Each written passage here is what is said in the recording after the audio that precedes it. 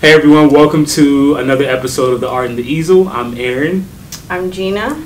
And today we have a very special guest, Chef Zain. Hey! Really, really excited about Chef Zain. Can't wait to for you all to hear her story. I've been knowing Chef Zain for a few years now. Yeah. She is an amazing vegan chef, and I've been going to her for every birthday since I met her to make my vegan cakes. And she's literally the best chef that I've ever come across in this vegan game. So, wow. Thank you. Yes, Chef Zain is amazing. She all quality ingredients, everything. So we'll get more into her story. Okay. Yeah, I'm excited. I didn't pay him for that. We'll get more into her story as we go on. But yeah, she's amazing. But before we get to Chef Zain, we're gonna start off with our meditation, and then we'll kick it off to just hearing Chef's story and kind of going from there. Okay, perfect. Okay. Sounds good. Okay, and we'll kick it off with the meditation you did last time. Okay. The It's Okay meditation, which I really love. So we'll start off with just closing our eyes and positioning ourselves in a comfortable posture, just feeling if your back isn't feeling supported, make sure you have a chair with a good back. If you're standing and you want to keep standing, keep standing. If you're driving, don't close your eyes. But just make sure you're having the opportunity to just recenter into the present. And so we'll get started. Now that you're in a comfortable position, make sure your eyes are closed and make sure that you take a deep breath. Make sure that's at the center of your belly. If it helps to position your hand on your belly, you could do that as well. And on the count of 3, we'll just release.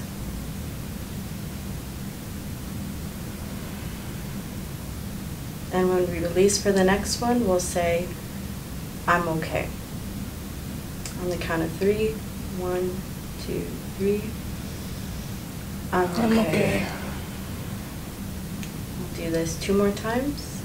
On the count of 3, 1, 2, 3.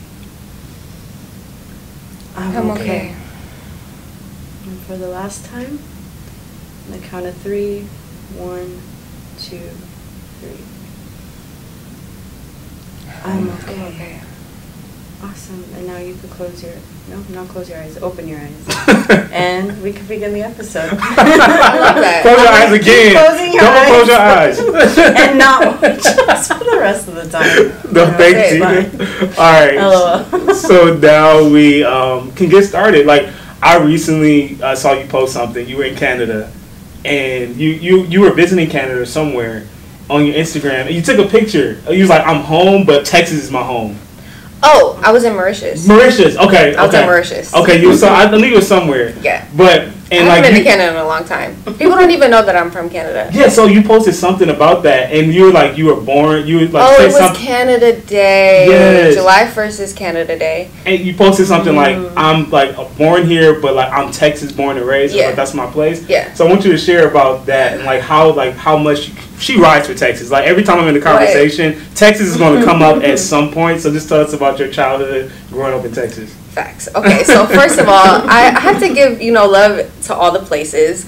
I was born in Vancouver, British Columbia, which is just straight north of here. Was great. Not the most memories there ever because I left when I was 5. So it's I have little memories. I camp a lot because of that, certain things. But I traveled a lot as a kid. Went from Canada to Detroit. No.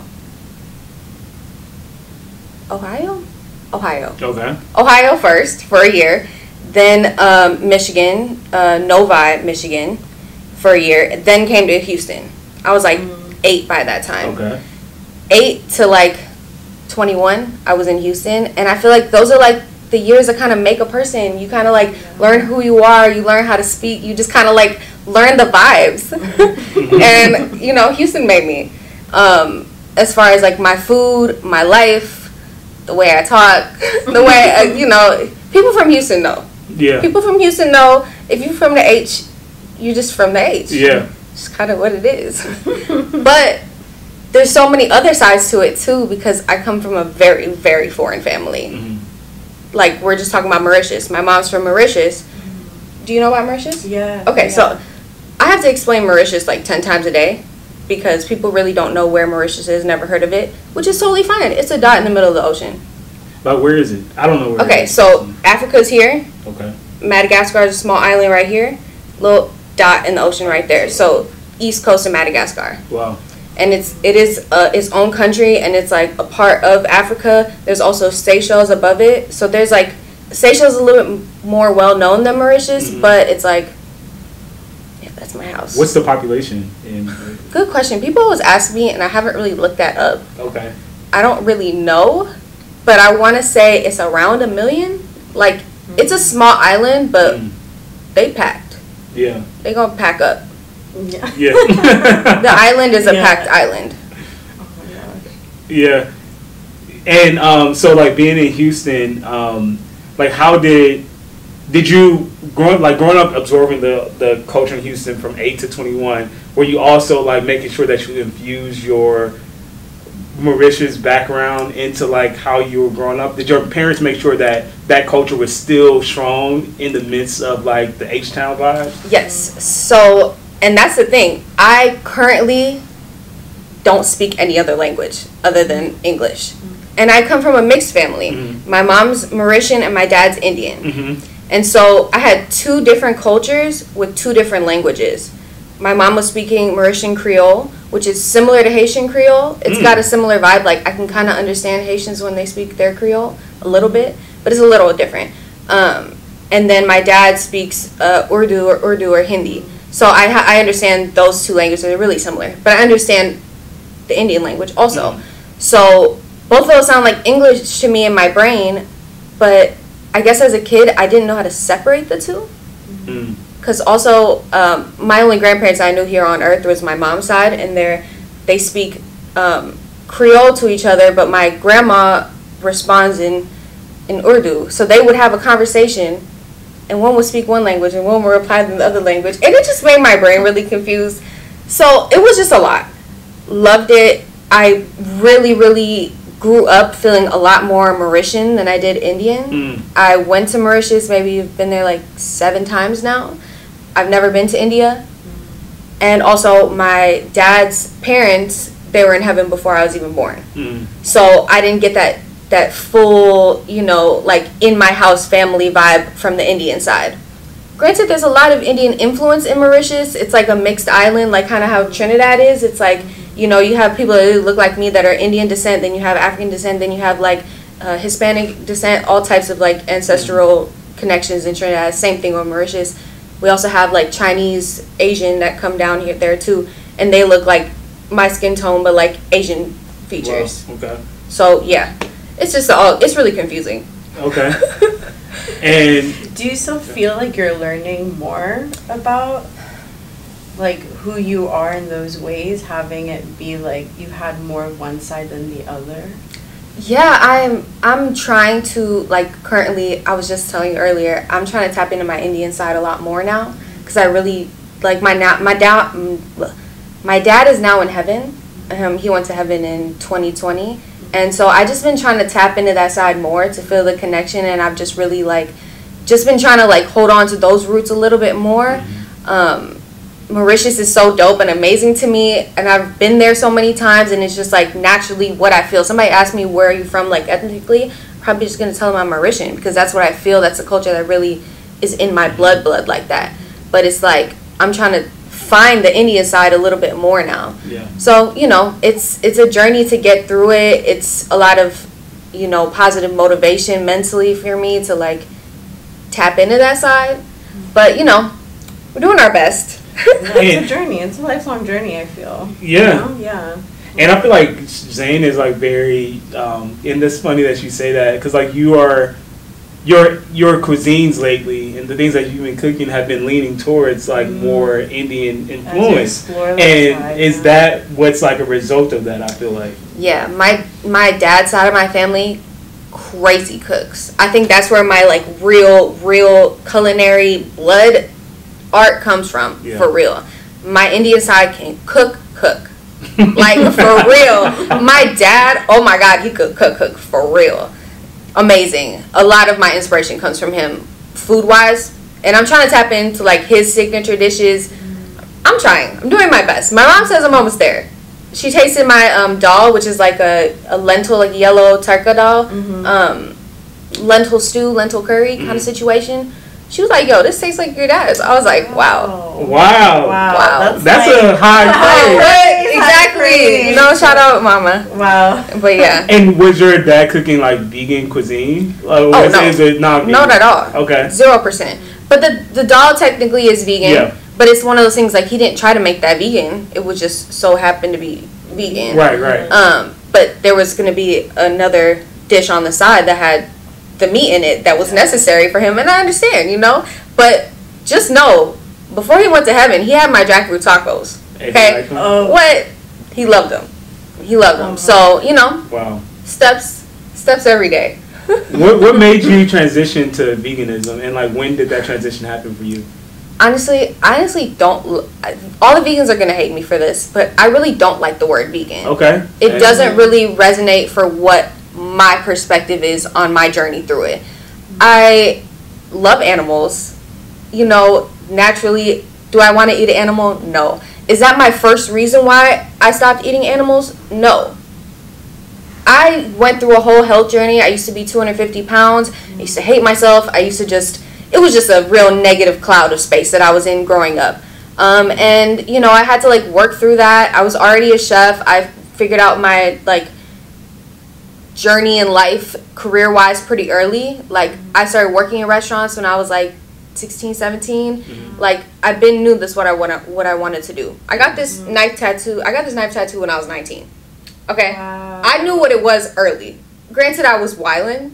Yeah. But, you know, we do the best we can as teenagers in Houston, you know? We just do the best. But, you know, so I just kind of was like, let me just do a detox. Me and my friends started doing, like, a detox. We're like, okay, let's just, like, vegan detox for, like, 2 weeks. Did that. Cool. I was like, okay, I can, like, season up these vegetables and make it, like, taste good enough. I'm like, cool. Fine. Got through the 2 weeks. Was working out every day. I was like, wait, but, like, I just kind of feel better, though. Naturally, everything's just feeling a little bit more put together. I feel like my workouts are working out. I feel like my energy levels are up. I just kind of feel better. I'm seeing more results. What's going on? What's in this meat that's making me not feel like good? And I'm like, in the beginning, I'm just like, okay, fuck it. Am I going to retox up my body that I just detoxed? Nah. So that's kind of where I started. Yeah. I think I started just, like, cutting out all, like, meat, so anything but, like, fish. So I was pretty much pescatarian. But I was also lactose intolerant before this, which, anyway. You already know what I'm about to say, that's right? That's another episode. Yeah, what? Exactly. But yeah, so I was lactose intolerant. My mom was lactose intolerant. So I was already not on the milk and cheese vibe. Obviously, my dad's born and raised in New York. So obviously I'm getting some pizza. Pizza was the most difficult thing for me to get rid of, honestly. To this day, like a New York slice.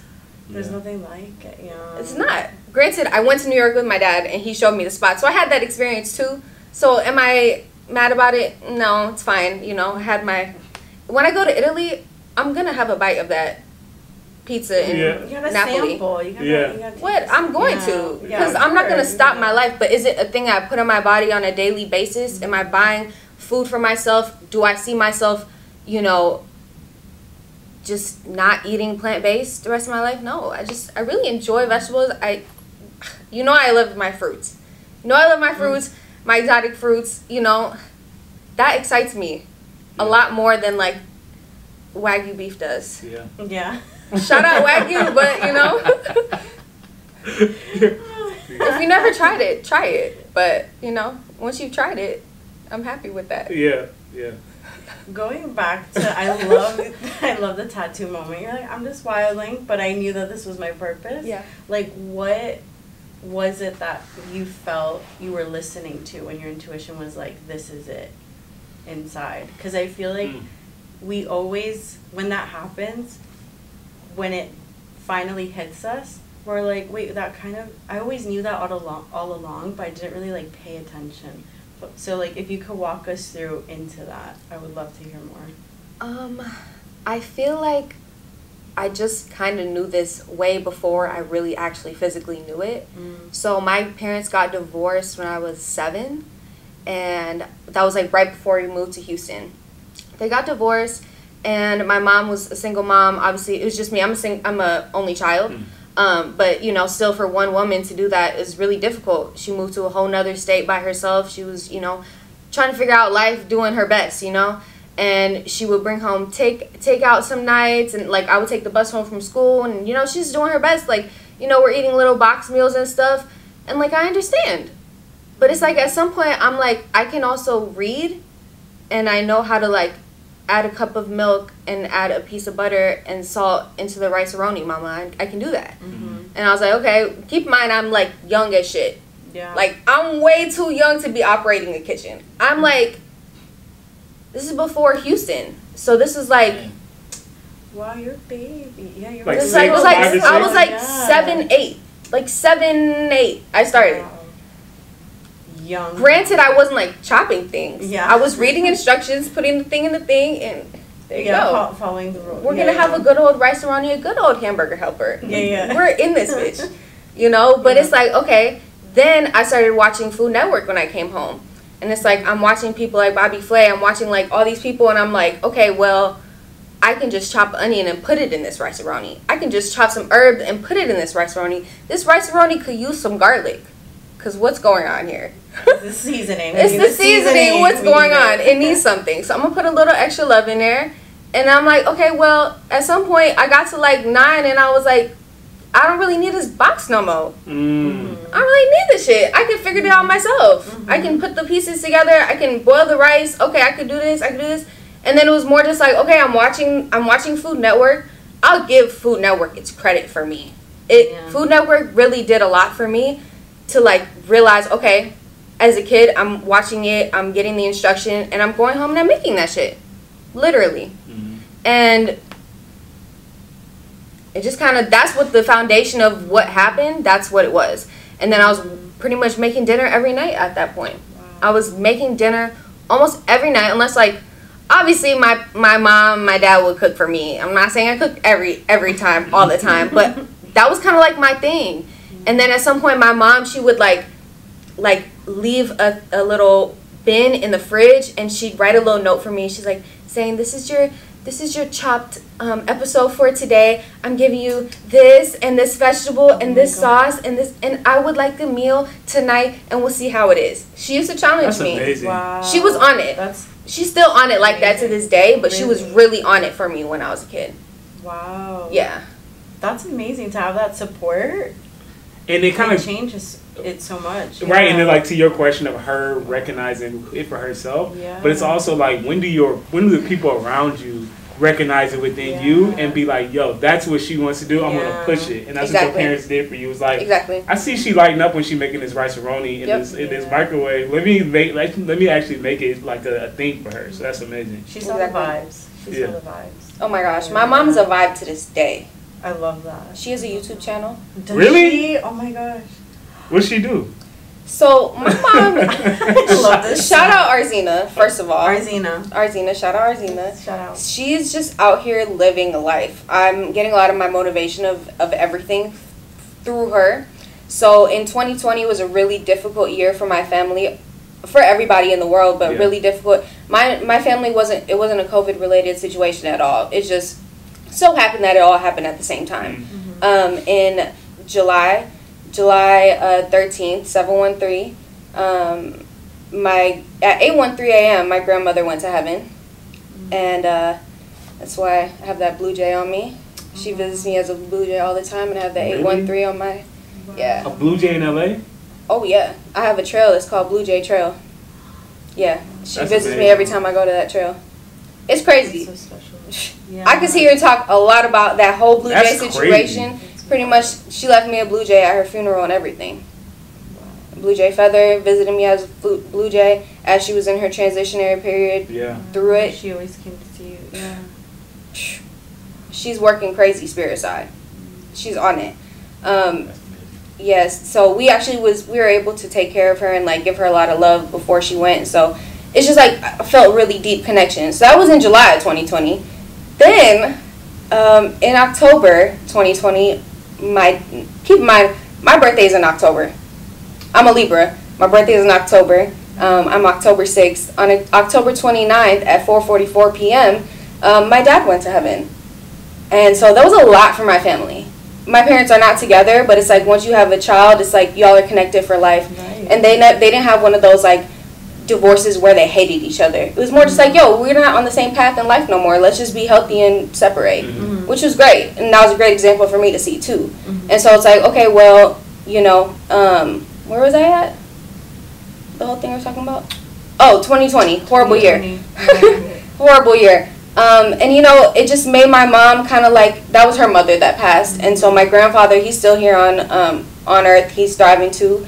My mom is remarried to an amazing guy named David, and they decided to sell everything in Houston, and all their cars, everything that they had that was not necessary to keep in life, sold it, and decided to be nomadic. Wow. Yes. Major shift. Major. Yeah. Because it's just like, you see, my dad was 54. 54 and lit. This guy didn't look old at all. Yeah, I post about him all the time. I've seen pictures, yeah. He was not even graying yet. He didn't even dye his hair. Bro wasn't even graying. He was going crazy.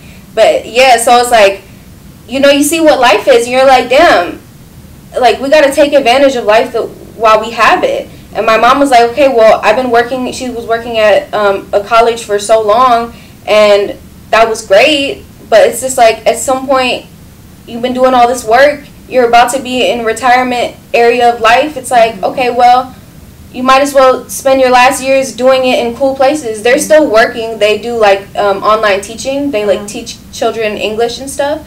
So it's still like, they're still working, but it's like when they're done with work, they're living it up. They've been to Germany, then they went to Turkey, then they spent a couple months in Mauritius. Keep in mind, they're doing a couple months at a time just because of visa kind of stuff. They're just visiting. They're just nomadic. They have nowhere they live. They're living out of suitcases. They're like, keep in mind, my grandfather, 86 years old, is with them. Keep this in mind. He's out here.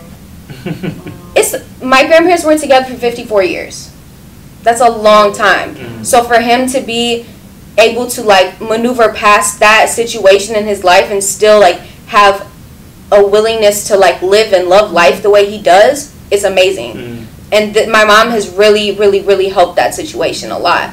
So it's like, you know, she just decided that fuck this normal life shit. I'm out. She be in Thailand. She's in Bali sometimes. She was just in Vietnam. Right now she's in Malaysia. Wow. Shawty's out here. And that's what her YouTube channel is? Yes, like it's called Love More Travel. Okay, we might have to have her on whenever she... Oh my gosh. We'll link it. Check her That would be so cute. I think she's coming next year. I'll let her know. Let her know, yeah. She'll be so cute. I love that. She sounds like such a vibe. No, she's such a vibe. Wow. We also are like twins. Really? Oh my god, I want to see it. Oh my god. I could have seen it. I've probably seen her and thought it was Zain. Yeah, I've probably seen her and thought it was her. No, literally. That's literally. So seeing that zest of life is so energizing and really inspires to like take a leap of faith, be courageous, and just run with it. Like if you just feel that innate feeling, like go with it. Yeah. Which is so powerful. Oh my god, stop. See? Y'all are so cute. Oh my god, they look so alike. What? Wait, because I got confused. I almost thought... Exactly. Yeah, I got confused. Exactly. That's what I'm saying. Like, yeah. Oh my god, so cute. I love that. We'll link it in the... Now I'm going to like binge everything else. I love it. We love a travel moment. And I know you were mentioning like very spiritual based off like, you know, your grandparent coming to visit you and kind of your dad's symbolism in your life and all that. How do you relate that to cooking though? Like, do you foresee like cooking as a spiritual act for you? And like, how does that feel? Because we used to always get told growing up, like, be careful who you eat from, because like if somebody's cooking your food with like negative energy, that you'll feel it, you'll get sick, and whatever the case may be. And I can say for Zain, I feel like, you know, when you eat somebody's food, you know they had good energy when they cooked it. Like, no matter how it tastes, you know the energy was good. So, like, how do you foresee that when you're cooking? Kind of like how I was saying earlier about, like, my dad's recipes. I never sat down. He never taught me anything. Like, he didn't sit down and be like, oh, this is how you cook this. Oh, this is how you cook this. No, wasn't that at all. I made his biryani one day. Biryani is like an Indian, like a rice pilaf kind of situation where it's like a curry base, but then it's like an Indian version of jollof, to be honest, but with meat in it, type shit. That's like the best way I can describe it. I'll show you more details later, but like a biryani, top tier. And my family, my Indian side is like from Hyderabad, like that's their base. So that's like southern India area. So there's a certain kind of biryani that they make there. And yeah, I just made that shit one day, and I didn't have no recipe. I didn't know what I was doing. The only thing I knew when I was little, only thing he got me to do, I watched him make it before. No instructions, but he was like, okay, go get some yogurt, put a little bit of water in it, and mix it up and pour it in. That's the only thing I knew how to do when I was little. I was doing that shit like 4 years old, running around doing that. Oh my gosh. That's all I knew how to do. But my biryani turned out great. Great. I for sure had his help with that shit. For sure. 100%. Not to measure anything. I have his earring on right here. This is his earring. Yeah. This is like really important to me. It never comes out my ear. And I have the 444 right here too. Yeah. Very, very important person to me in my life. And even as it comes to like the recipes and what you're deciding to make, where does that come from? Because like when you put the things together and you're where, like how? Like, I don't know. I don't know.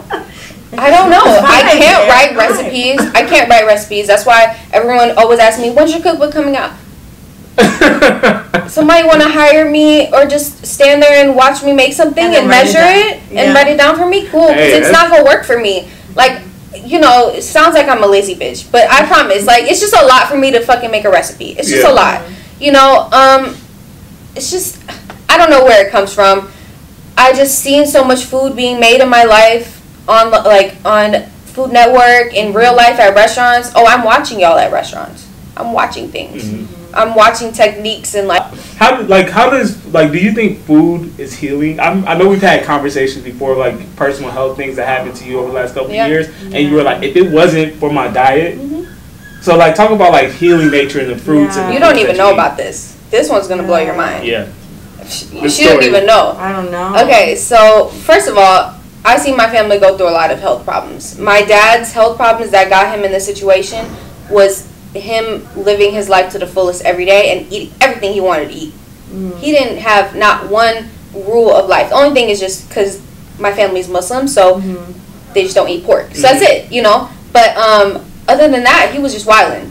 And so he already had extreme diabetes that he didn't care to take care of. He also had heart blockages, 3 blockages in his heart, and his kidneys was failing because of all the medicines that were given to him. Because and so they couldn't do the open heart surgery for the heart because of his diabetes and the kidneys. So it was just like it was a what's on your plate situation. That's what it was. You know, he tried his best, but he also tried his best to live life to the fullest. For me, I in March 2022, I fell into a 14-day coma. Yeah. I had extreme brain swelling one day, I guess. I don't know. Wow. I had my best friend took me to the hospital, all types of shit. It was crazy. Crazy. But, you know, it was one of those things that, like he said, if I didn't have the diet that I had, I had encephalitis, so the extreme brain swelling. Yeah. And so, and they said it would happen through like a bug bite or like low quality meats or something of that sort. It's like an animal type disease. Like it comes from something of that sort. But they didn't see any bites on me, and I obviously don't eat any meat. But it also could have been a contamination in the kitchen, which is why Serve Safe is so important. Please don't cook food if you don't know how to be safe in the kitchen. These are very important things. So that's a 70 to 80% fatal disease. Extreme brain swelling. Some people, they gotta crack people's skulls to like relieve the pressure. It's that bad.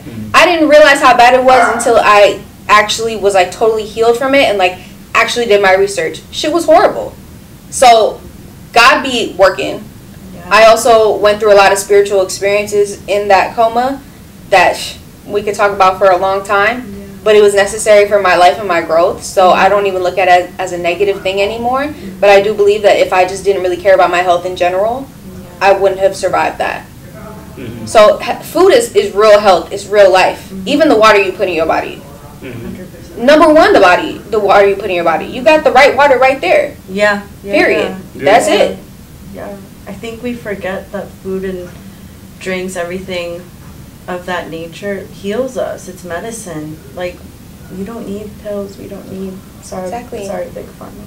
Not sorry at all. I'm not sorry at all. No, at all. 0%. I'm not sorry. No, also, it's just so healing. What's the water that's coming out of our sinks? Yeah. You think every place that they're making the lemonade, they're not using tap water? They are. I can tell you for a fact, though, they are. Yeah. So it's just like there's so many layers to it. Mm-hmm. It's like you gotta really like. That's why as a private chef, it's just like it's more than just like the things I put on your plate. It's just like an idea of like what's really supposed to be going in your body. Like I feel like I'm like somewhat of a doctor of food. I'm not perfect. We're not perfect. I still want my food to taste gas. I still want to like feel those down home connections when you're eating my food. Like I'm from Houston too, so please don't play with me about the southern shit. It's like I should, you know, you've had the baked mac. Oh yeah. Yeah, I know. I've had the collard greens. Exactly. I've had the what else? I've had it all. Okay, exactly. Yeah. So, you know, but none of those things gonna kill you though. All those things that he just named, none of those things in there are gonna do anything in your body but like keep you good. Mm-hmm. Yeah. It's like I know Zain is like very specific about the ingredients. Every time I ask for something, she's like, okay. It's going to be made to order. Like, she's going to go and get the ingredients and going to hunt for the ingredients, even if she has to order them from somewhere else to make sure that it's no food coloring in it. Like, my cake spelled out with my name. I know it ain't no red dye 40. No 20. Ain't no red 40 in that bitch, okay? No 20. You already know. I already know it's not. You already know. It's like, even this morning, what did I tell you? I went to Long Beach this morning to buy mushrooms. Shout out Long Beach mushrooms. Best mushrooms I've seen in Los Angeles. Really anywhere I've seen, period. But like, I'm not playing with it. I'm gonna go to Long Beach to get the mushrooms. Yeah. Y'all grow it the best. It's organically farmed. Yeah. Y'all know what y'all doing. Yeah. And like for your actual business, I know you mentioned that you were growing your business and your goal is to grow your culinary business this year. Mm-hmm. And I know you've been a celebrity chef for a long time and like cooking for different celebrities and stuff. Like, how are you? No, for real. Like, for real. That's how I found out about Chef. That's how I found out about Zain was from Dame, like, you know, from a celebrity that I knew she was cooking for. So like, how you play? Like, where else are you looking to take it? Like, you can be in the room with anybody. So like, This is facts. Yeah. Everything is like its own journey chapter of everything, because it's like. Yes, I was doing that. I moved to LA 5 years ago now. I've been here for a while. A lot of things popped when I got here. Things are still popping. Every day a new opportunity comes. I don't really know what's next. Deadass, I don't know what's next. Who really does? We're not psychics. But I know that, like, right now, I'm kind of, at this age, I kind of just want to be in charge of my whole, like, private chefing business. Do I want to open a restaurant right now? No, I don't really want a restaurant. It's a lot of pieces to that. I recently was working at a restaurant to help my really good friend, sister, amazing chef Ariel. You know, we did an amazing project together for a little bit. And it's just like you see how much shit goes into a restaurant. And it's like, cool. One day. Mm-hmm. Right? One day when I don't want to actually just control everything. I'm a control freak also. Mm-hmm. I'm a Libra control freak.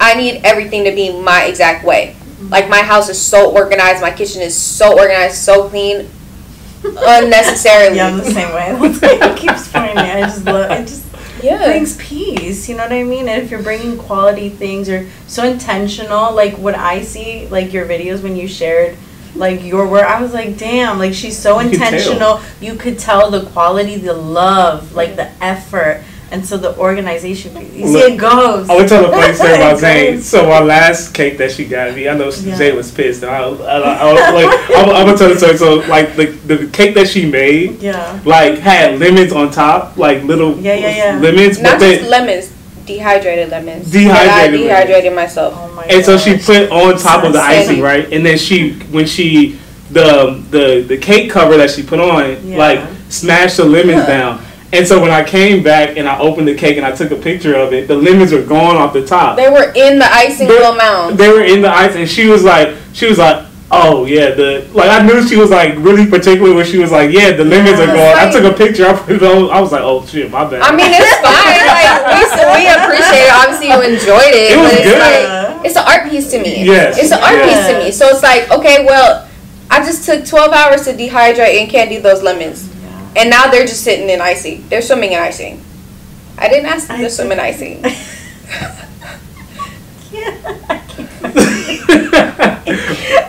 I mean, you know. It was good. It was good. Yeah. But okay, and like the art piece of everything. I know you're talking about like the fruits, like Jeannie was talking about. Like, oh yeah, I didn't even tell you my fruits. Yeah, your fruits. Oh yeah, the fruits. Yeah, right. I would love to hear. Like, if you have 50, name them down. Girl, like, I got a lot. I got a lot. I'll go with my favorites. I can't put my favorite 5 in order because it's just I can't do it. Passion fruit. Passion fruit is just, I love sour from the South, so I just like snack on pickles also. So like I like that sour. Okay. So that. Obviously a good mango, but there's so many different kinds of mangoes. There's Haitian mangoes. There's like the golden mangoes. It's like there's Julie mangoes from Jamaica. Crazy. All of them are crazy. So it's like mangoes. Just in total as a group collective, mangoes. I love it. In Mauritius, I'm telling you, pineapples here ain't the same as the way they do it in Mauritius. Mauritian pineapples are like the size of my fist. Wow. And they carve it right there. I got so excited about pineapples. You're like, You good? Wait, how? Like the pineapples in like the like it looks like a regular pineapple but that small? That's wild. And here they're huge. Everything's huge. Like we inject. Yeah. Exactly. Yeah. I don't know the real science behind if that's like. There's also like different species of everything, just like how there's different kinds of mangoes, there's different kind of pineapples, but the way that they grow pineapples in Mauritius is just different, and they're like known for that. So that's got to be in my top 3 favorites. It's just crazy. It also doesn't have the mouth soreness that pineapples give you when you eat a lot of regular pineapples. Like it has like there's some specific not chemical, but like certain thing in there that I can't remember the name of it. Broline, is that what it is? Broline enzyme. Mm-hmm. Yeah. Okay, there you go. That's what it was. Yeah. And so that makes your tongue tingle and it like almost like hurts. It feels like you're getting like stabbed with a bunch of needles. Mm-hmm. Don't love that. Mauritian pineapple don't do that. Really? 0%. Wow. I've eaten 3 to 4 at a time. That's how good they are. Wow. It's also just a vibe the way they cut it. Next, we'll go into fruit that I eat in Mauritius. That's a good category. Lychees, amazing. People like to call them lychees. It's called a lychee. That's like me mispronouncing everything. Yeah. No, that has. They have these Mauritian raspberries. They're unlike any raspberry I've ever had, any kind of berry I've ever had. Different. You'll see me eat it on my page. Amazing. Yellow dragon fruit, crazy. Just like the what's it called? The lychees. There's also rambutans. Never had it. Rambutans? Yeah, never had it? Have you had lychees though? Once. Ooh, and I was so young. I know I need to get on it. Yeah. Oof. On my to-do. So like the little like ball fruits like that, there's lychees, they have to peel the skin off. Rambutans, it has like little, it's not like fur, but it has like little pink I've seen it. Things on it. Yeah. Things on it, and then there's longans. Longans are the little brown ones. They have like a little different taste, but similar vibes. They're all like cousins. Mm-hmm. What else? I mean, obviously the seeded watermelon. Because if you really get in non-seeded watermelon, what are you doing? Mm-hmm. What's a seedless watermelon? It's not a watermelon. What is seeded or what does seedless organic mean? That don't even make sense. That's not a real thing. Seedless organic watermelon is not a thing. Vocabulary. It's an oxymoron. It don't exist. That's a fake seed they planted, sweetheart. It's done. Yeah. I feel attacked. I just had some seedless grapes. Wait, really? Grapes are difficult though. Grapes are difficult to find seeded. I literally. I'll give you that. That's okay. Yeah, okay. It's way more difficult to find seeded grapes. It is. Everything's becoming seedless. Yeah, because it's hard to find seeded. Can I talk about horrible things? You know, talk whatever you want. Ooh, all you want. Because I won't even say names. Certain people are buying up farmland right now that and are trying to control what seeds and not seeds are in things. They're getting sprayed with things. There are all kinds of things happening. So the goal is for me to buy an island and just have my own growing my own shit. Have my whole family there. Cool, we good. Sorted. Yeah. I'm trying to learn how to plant as much shit as possible right now. I'm harvesting seeds from what I already eat. This is easy. Mm-hmm. You get a seeded watermelon, you got like 200 seeds in that bitch. Yeah. Wait, I was always like, so one seeds. How many? It doesn't even matter. To get a watermelon? You grow on the plant. So I can grow a watermelon with one watermelon. You can grow seed? multiples. Yeah, that's crazy. You just need one. That's what I'm saying. Every orange, every apple, anything that got roots, it could grow. It's like recycling. You can grow green onions from green onions. Mm-hmm. You go to a grocery store that has organic basil. All you do, you get the one that's in the soil and you just replant it. Mm-hmm. That's how I have it. I have mine replanted and it have like 2 whole things like a basil bush now. Yeah. Yeah, the best way is to grow your own food. I think people it sounds hard though. Yeah. I mean, there's an agenda against making it sound hard, so. Yeah. Because I know it's better for me, but I'm like, I need this, I need that. I barely know how to take care of the plant I got. So why would I like grow a watermelon field? But also we're so stuck in these things of like what our daily accomplishments is. What's our daily accomplishments? Get to work, put gas in our car, make sure we eat. These things have taken over our daily necessities of life. Therefore, we can't really tap into what real like ancestral like food growing like really taking care of everything type shit. Houses weren't built for us. We had to figure that shit out back in the day. So it's like a whole different life system that we're in now. So it makes sense that we can't farm. It makes sense that we have a whole animal food supply situation. Am I against people having cows and killing them to eat them? No, I'm not. I'm against factory farming. I don't like that shit. Am I gonna also go find a truck and steal the goats off the truck? No, I'm not going to. I'm gonna let the I just envision Zain doing that. It's not for me. It's not my life journey. Yeah. Respect to all the people who want to do that with their life, but I'm just like, I don't really care what the world does. I can only be in control of my own life choices and actions, and I'm not gonna sit here and try to make the world go vegan because it's just not my journey in life. Yeah. Do you have hope? Like in all the negative shit that you just mentioned, like that's happening and the agendas and all that, do you think it's getting better, or do you see a world where it's better? In my mental reality and what I project into the world and my manifestations daily and my affirmations, I see something totally different. But I think that only happens within my reality and my circle.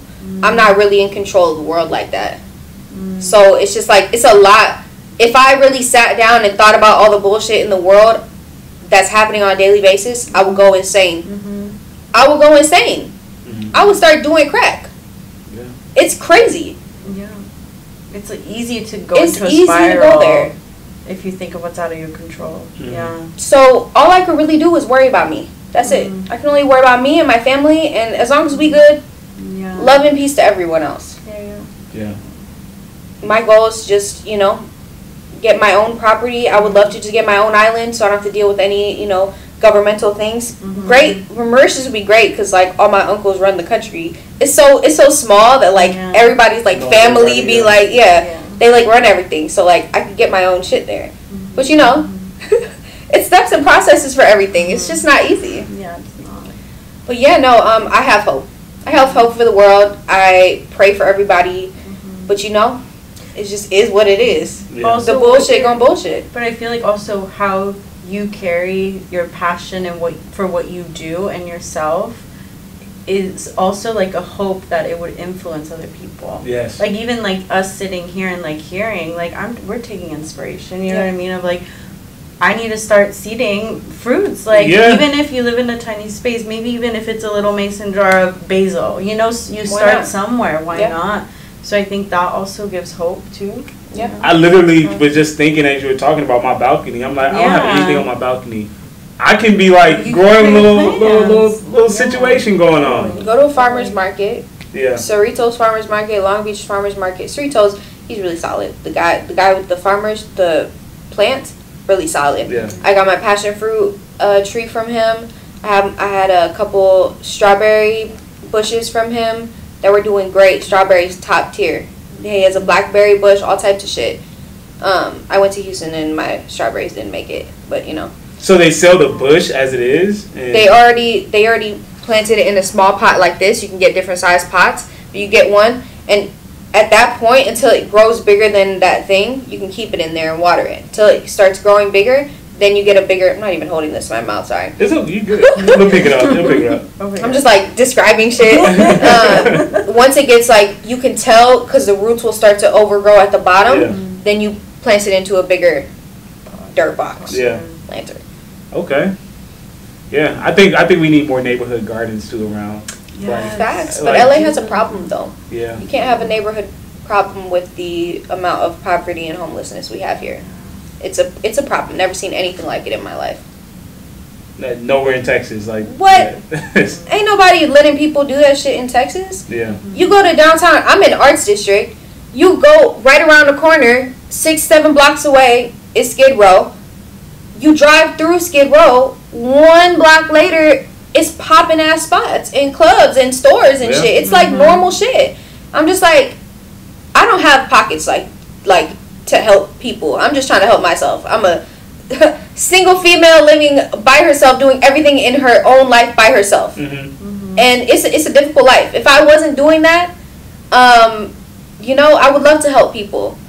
In Texas, we wouldn't let people do shit like this. Yeah. Granted, it's a whole different type of homeless problem here.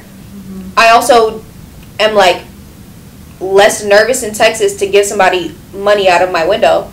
Just naturally, they're just a little bit nicer. Yeah. Naturally, it's not like I don't have to worry about me getting my eye stabbed out and shit. Yeah. You hear a lot of horror stories. Crazy shit. Yeah, you do. So, you know, we do our best, but it's just LA is different. I don't think a community garden will work.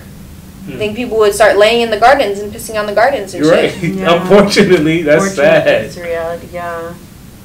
What I would love is there was a grocery store, which I would love to do this one day. I hope I'm not giving out my business plans of life. I would love one day for there to be a grocery store that exists, that the bottom is a grocery store and the roof is the garden. That all the shit...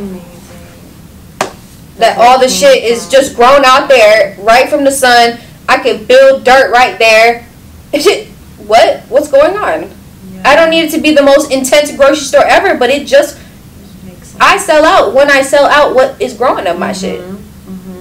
I'll have great other options. I'll have the best water in there. I'll have the best plant-based cheeses. I'll have the best plant milks, all types of shit. But it's like, you know. Yeah. That'd be amazing. Right? Oh my gosh. Yeah. That sounds so heavenly. I know you would love something like that. I can see something like that in New York. Like, but I could see that. But weather, right? But LA here, LA is the spot. Yeah, it's California, citrus go crazy, herbs go crazy here. Yeah. Like farmers market out here move different. The grape season going crazy right now. Yeah, them seeded grapes last night was bomb. Yeah. I had some seeded ones. You go to a farmer's market and get grapes, most likely they're not going to say it's a seeded grape because that makes people not want to buy it as much. Which is crazy. But again, it's the conditioning. Yeah. It's the conditioning. It's so sad. Like when I went to look at the seeded watermelon from a farmer's market the other day, she had it in the back. Like I had to like ask her, and she was like, "Oh, you're like she was surprised I asked." Like you want to see that watermelon? Yeah. That's the reaction. She was like, "Wow, what has gone into this?" Yeah.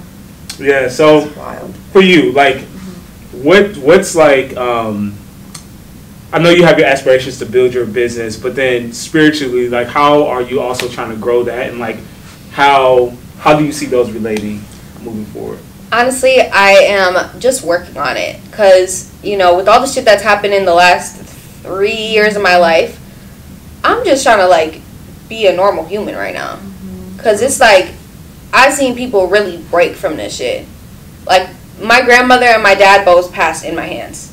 Literally. My dad was my best friend in this world. Love my mom, but she knows what it is. Me and my mom, we look the same, but me and my dad, we're like the same, like, spirit, like the same kind of soul. Like, my mom, she'll do a podcast like this, but my dad will be talking his shit on here. But he's from New York. Like, he's got Indian blood, but I think he's like Queens. Okay. Like, he's not like, he was going crazy. Yeah. And then lived a lot of his life in Houston. Oh yeah, no, it's my dad's not playing games. Yeah. But it's like, you know, for those two people to be out of my life, that was fucking insane. Insane. I also, you know, with the health problem, that was horrible. I also, TMI, but I just got out of a long ass relationship like 2 years ago too. So, you know, all these things happening in the same cycle of shit, it's just like, yo, what's going on?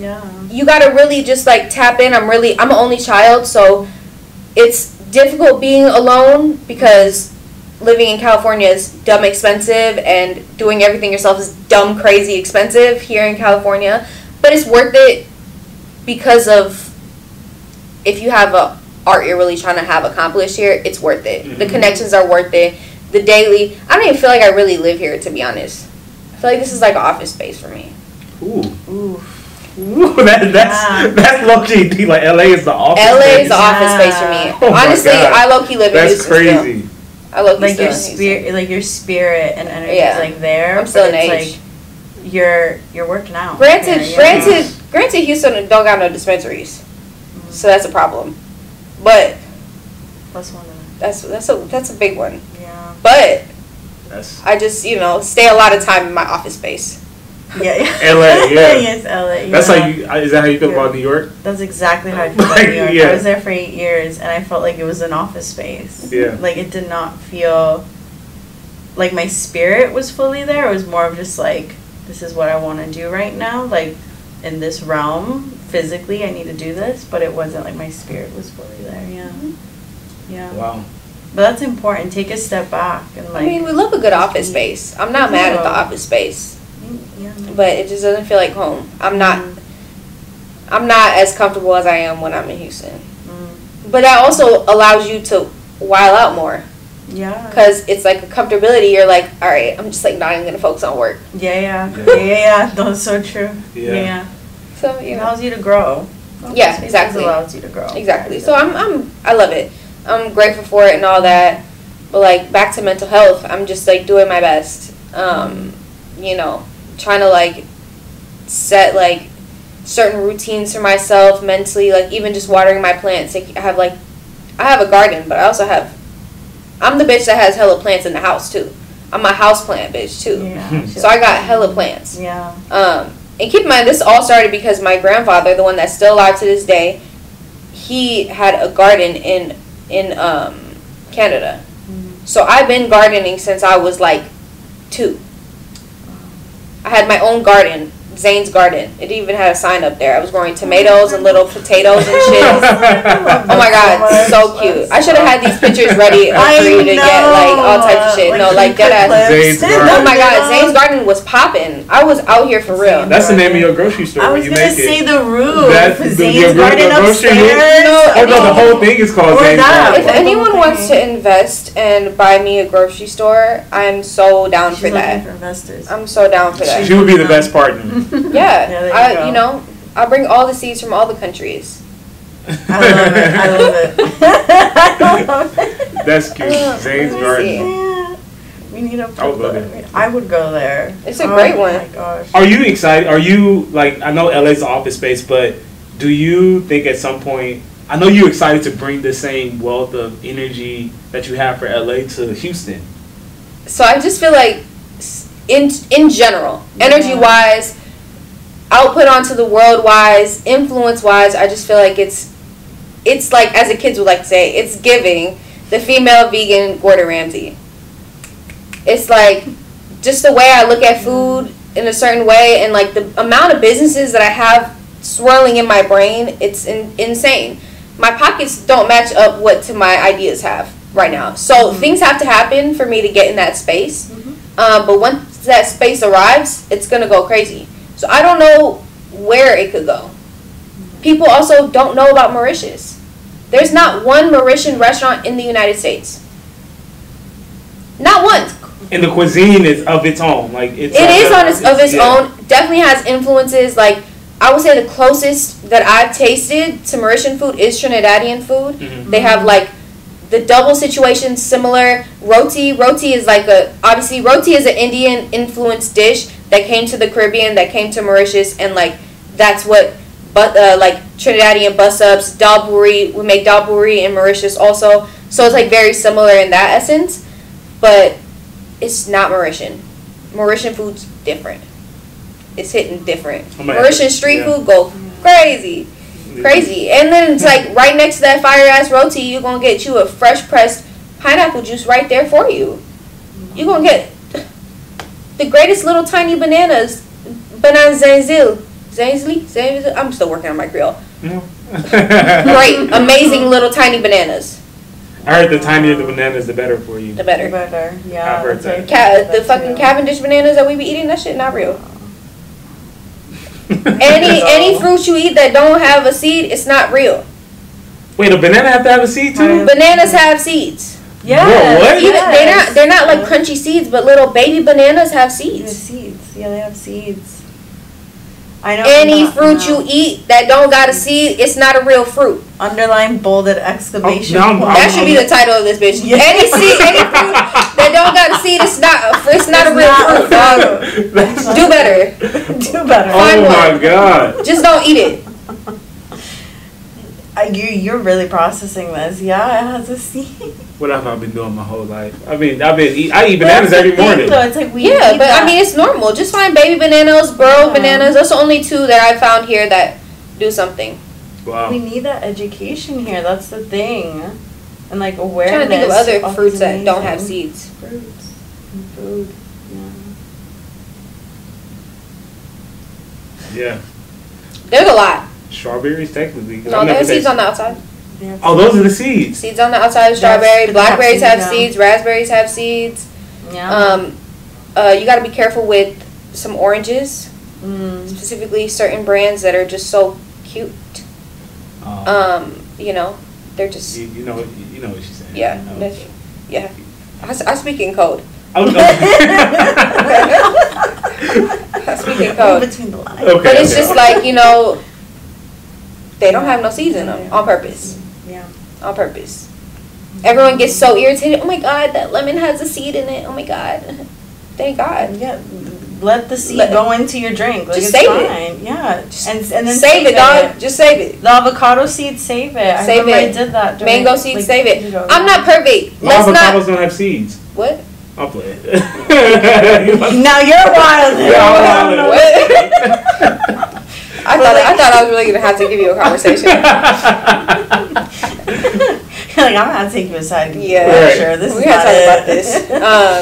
No, but it's just like But we're not perfect. Like we're not perfect. But we're all doing our best. Let's not take this as everything I eat. I save every seed I see. I don't. I just try my best. Yeah. I had some great lychees a couple months ago. Saved the seeds of that.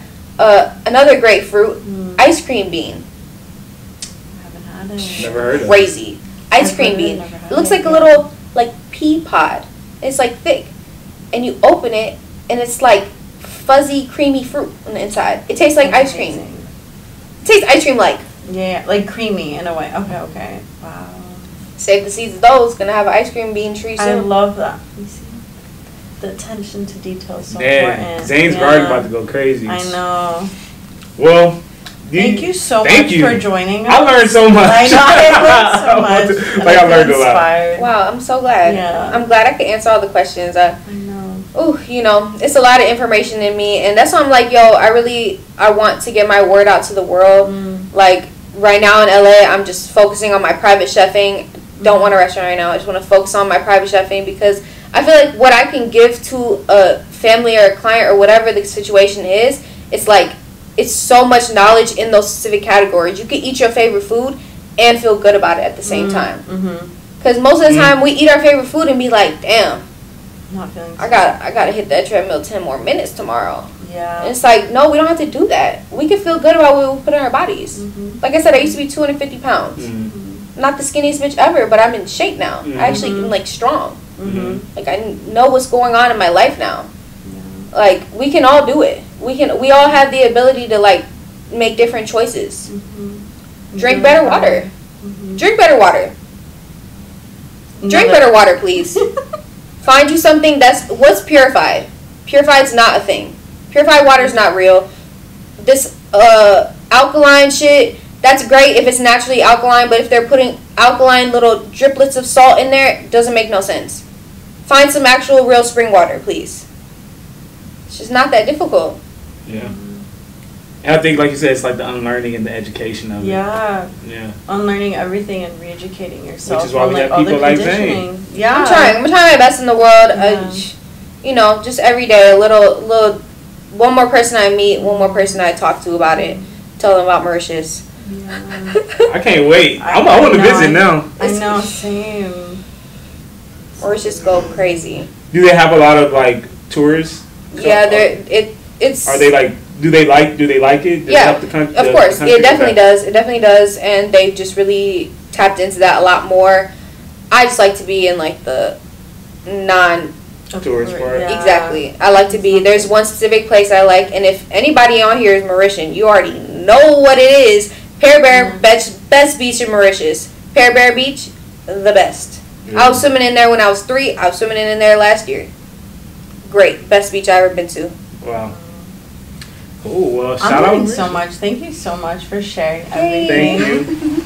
And well, this has been another great episode of The Art in the Easel. Thank you to Chef Zain. Definitely follow her on all socials. Yes, hit her up for specialty meals. She does weekly meal prep sometimes. Like anything you need, just DM Chef Zain, whatever, and she'll make it for you. She's got you. I'll bring you some seeded fruits because you're probably eating seedless fruits. Let's be honest.